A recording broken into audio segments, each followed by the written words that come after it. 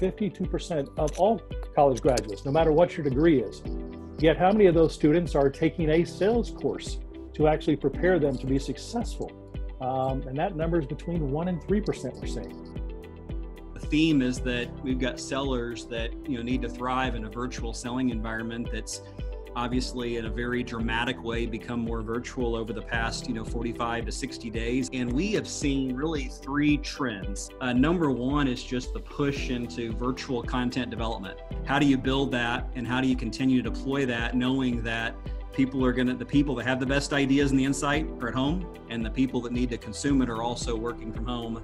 Secondly is just the training part of this. And so there's still the same needs that ever existed for how we train, develop, and drive mastery. And then finally, it's remote selling.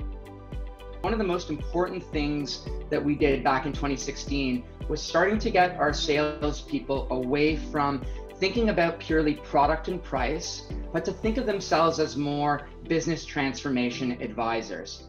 How can the technology that we sell you help you solve your most greatest challenges and outcomes as an organization? So what are some basic takeaways that someone could use LinkedIn and LinkedIn Navigator to be able to improve their sales funnel over the next 2 months? The easiest way to just get your toe in the water is just to start liking and commenting. The quickest way to start working with someone is just doing that, liking. And it'll say, Julian DeCaro liked your article. There's a comment box, and you can simply write a couple of comments about it. And hopefully that person will return the favor, and you'll start a dialogue, and you can take it on from there.